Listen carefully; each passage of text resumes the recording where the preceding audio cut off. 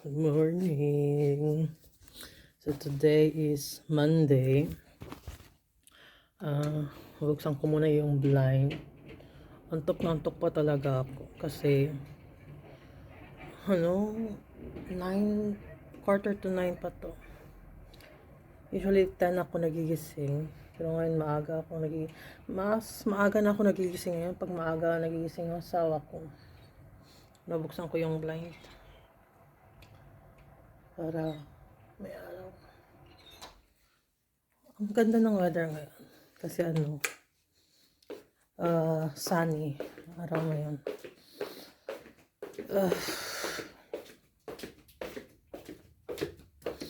Sabi yung cortina dito. So ngayon ay Monday, so maglilinis ako ng bahay today kasi 2 beses ako naglilinis ng bahay, at least Monday and Friday, kasi pag weekend hindi ako para weekend is pahinga talaga, or magawa na lang ako, nagla-laundry na lang ako, which is tupi, labag, ganon. And really naman. So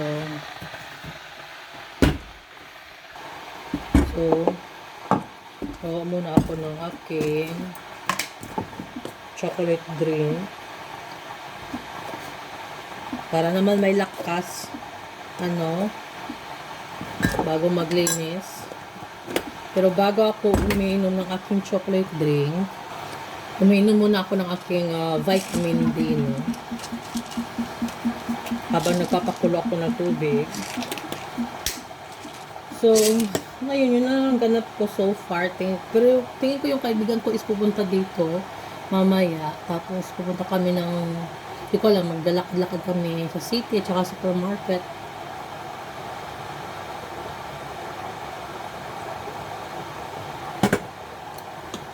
Yun nga kasi, diba, nakatira lang ako sa sa city, which is 5 to 10 minutes walk sa mga stores. So tapos yung isa which is yung malapit sa mga supermarket, mga 10 to 15 minutes walk. Depende sa lakad mo kasi ako maliit yung mga hakbang ko kasi naman maliit akong tao, maliit na babae. So habang naantay ko yung aking tubig kumulo is wala. Mag-greet muna ako ng good morning sa aking mga pusa. Baba! Korimorka! Lemmy! Natin, may pagkain pa sila, so hindi mo na ako magre-refill ng pagkain nila. Ay, antok ko talaga ako. Nagstay pa ako sa bed ng mga 30 minutes, pero hindi na ako makabalik sa tulog. Ewan ko ba. So ito lang naman yung usual morning routine ko. So, diba? Okay. Nakakatawa nga pag sabi ko sa asawa ko na have a nice day at work. Sabi niya, you too. Natawa na lang kami. Kasi lang talaga akong kasi at the moment hindi ako nagtatrabaho. Ay, hala, yung gatas. Ayun. Nagkalat pa. Well, may donut tayo dito. Binili namin to kahapon. Maganda talaga ng araw ngayon kasi maaraw. Kaya maganda talaga maglakad-lakad. Isa lang muna yung kakainin ko para mamaya magtatry ako. Kasi before talaga, breakfast din, nag-yogurt ako. Pero nung nabuntis ako, parang gabi yung acid sa tiyan ng yogurt. Sa tiyan ko, kaya hindi muna ako nag-yogurt. So far parang bumabalik na ulit yung talaga yung gana ko sa mga bagay-bagay yung before ako mabuntis. So hopefully mamaya after ko maglinis at bago ko kitaan yung kaibigan ko, kakain muna ako ng yogurt. And then yeah, every morning uminom na ako ng chocolate drink na may gatas tsaka saging. Ay, grabe, antok pa talaga ako. Ay, Pero nakakaburyo talaga stay at home. Kasi hindi ako sanay. Mas sanay talaga ako nagtatrabaho. Ay, nako. Minsan nagmumuni-muni na lang muna ako, tumitingin. Kasi may puno naman dito sa labas. Nagmumuni ako, tapos may mga langgam, lumilipad. Lalo na pag maganda yung araw, ang ganda tumingin sa labas, ano. Ay, nako. Iba talaga ang buhay pag nasa bahay ka lang. Mas na-appreciate ko talaga ang magtrabaho kaysa stay at home. Kasi hindi ako sanay sa ganito eh. Kasi hindi talaga ako sanay. Para akong nababaliw. Hindi naman ako nababaliw pero alam mo yun, yung hindi ako sanay na nasa loob lang ng bahay buong araw. Gusto ko naman pag day off ko, nasa bahay lang ako. Pero pag hindi yung everyday, kasi as in, parang nakakaloka naman talaga. Ay, nako. Kasi nung nabuntis ako, iba kasi yung pagbuntis ko yung first month talaga, grabe ang pagsusuka ko. Parang 3 beses na nga ako sumusuka every night, diba? Tapos yung trabaho ko before is like shifting umaga at saka gabi. Tapos hindi ko pa sinasabi sa mga katrabaho. May ibang katrabaho alam na nila, pero mga 2 months pa lang yung tiyan ko. Pero after nung mag 3 months na yung tiyan ko, sinabi ko na sa manager ko. So ayun, sinabi ko kung possible, morning na lang yung shift ko. So ayun, umaga na lang yung trabaho ko. Kasi pag gabi talaga as in, masyado akong nahihilo at nagsusuka, hindi ako nakakain ng maayos, as in, ibang-iba yung pakiramdam ko. Kaya ayun, mabuti sabi niya, sure lang problema kasi naiintindihan naman namin kasi hindi naman madali magbuntis, di ba? Mabuti lang talaga yung manager ko is maintindihin din. So, okay na okay din naman. Ay, so, maglilinis muna ako today bago kitain yung kaibigan ko, and then pupunta kami sa supermarket. Magta-try ako mag-video if makakapag-video ako kung ano yung mabibili namin sa supermarket. Actually, pupunta na ako sa supermarket kasi bibili ako ng strawberry. Kasi kapag bumili kami ng strawberry, tapos malalaki, tapos mura lang. Sabi ko, try ko lang kasi baka hindi matamis, maasim. Kasi mostly sa strawberry maasim-asim, so ayoko. So kapon, nung tinikman ko pagdating sa bahay, sabi ko lang ang tamis. So sabi ko sa kaibigan ko, pupunta ka ba dito para may kasabay ako maglakad po na sa supermarket. Kasi simula nang butis ako, parang ayoko nang maglakad na mag-isa kasi natakot ako baka may mangyari sa akin. Di ba? Parang praning lang. Nakakapraning pa talaga pag magbuntis, ano?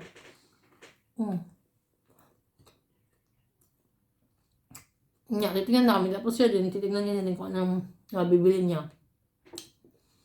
And then, wala, hindi ko talaga alam kung anong gagawin after ko maglinis sa bahay, after kita yung kaibigan ko.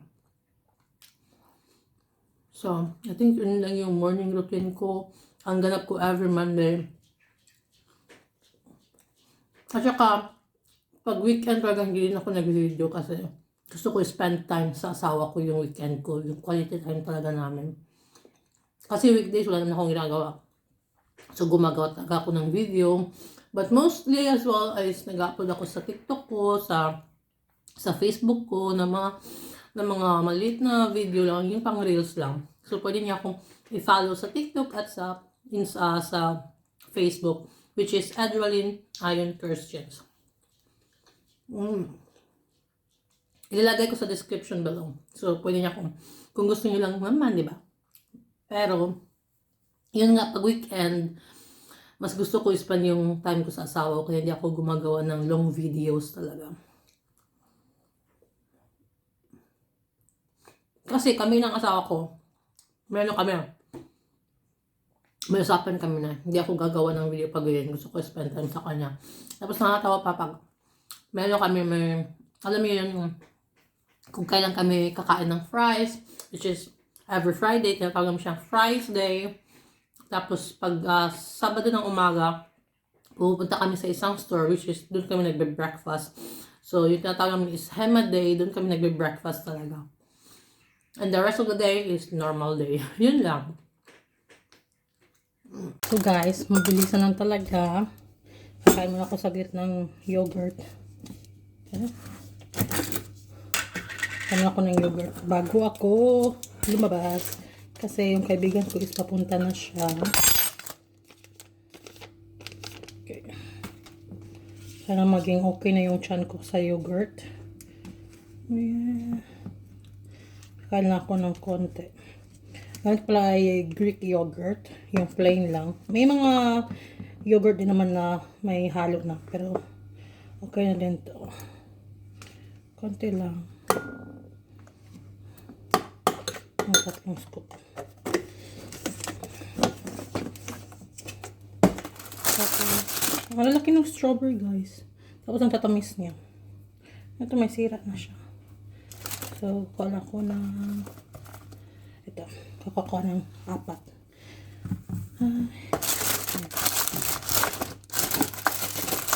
Hugasan ko muna to. Tapos, tatanggalin lang natin ito. Ang laki niya. Para siyang yung thumb size ko.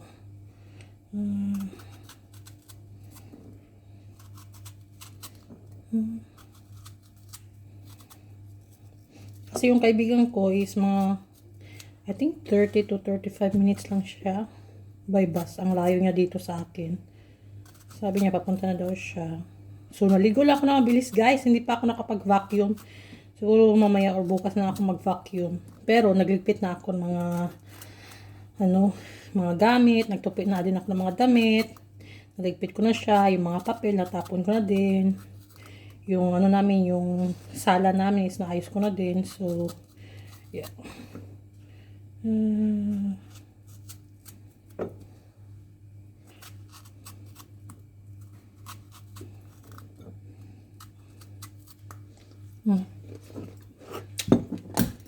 Tapos maglalagay lang ako ng hapon.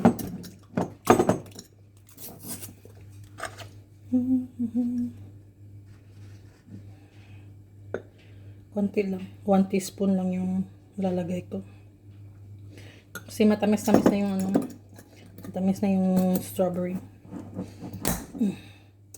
So, ay. Tapos, yes. So, kakain mo na ako guys at i-update ko kayo mamaya. So, ito na. Naglalakad na ako, no? Kasi kikitaan ko na yung kaibigan ko. Kasi yung isang kaibigan ko is nasa Heima na daw siya. Kasi gutom daw siya. So, sabi ko, sige, hindi naman ako gutom, pero papunta ako dyan. So, mga 5 minutes walk lang. Nandun na ako. Tapos yung isang kong, kaibigan is, parang naliligo pa siya. Malapit lang kami. Kapitbahay lang kami. Pero hindi as in na next door. Yung parang mga 2 to 3 minutes walk lang yung bahay niya sa akin. Pero minsan na kayo nagkikita. Kasi actually yung mga kaibigan ko, mas matatanda sa akin. Mas gusto ko yung mas matatanda sa akin. Alam mo yun? Kasi wala, iba lang talaga yung yung vibe. Iba lang yung pinag-uusapan namin. Alam niyo yun, mga bagay-bagay na wala, kakaiba lang. Mas gusto ko talaga kaysa yung mga nasa edad ko. Wala namang pero yun lang yung gusto ko kasi mostly talaga sa mga kaibigan ko din is mga mga mas may edad pa sa akin, kaya mostly sa mga kakilala ko is mas matanda sa akin. Mas okay kasi sila kasama din. Alam niyo yun. Ito mga kaibigan ko, ito yung sa Filipina din. Tapos itong isa is galing siyang Eritrea. Mabait. Ano ko siya dati, mga katiba ko sila actually. Hanggang naging na kami, naging magkaibigan na kami kasi parang nagkikita-kita din naman. Alam niyo yun, kasi neighborhood lang talaga eh. Ayun na siya. Salam! Who is it? Goedaan, mooi weer.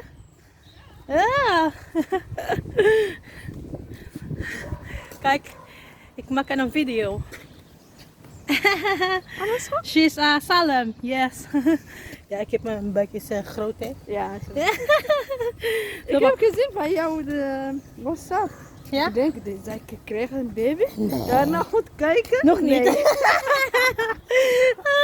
So ito guys, hindi na ako nakapag-video, no? Sobrang napagod ako sa kalakad. Tapos ngayon, naligo ulit ako kasi amoy barbecue, ano ba yun? Amoy hamburger yung buhok ko. Kasi nga, una, pumunta kami doon sa lunchroom kasama yung mga kaibigan ko. Kumain ako ng waffle. And then, yung asawa ko, tumawag, pauwi daw siya ng lunch. Sabi ko, ha? Mabuti na lang, hindi marami yung in-order ko.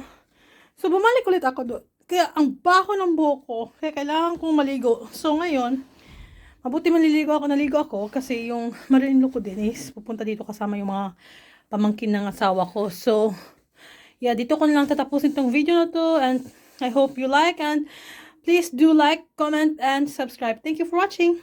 Bye!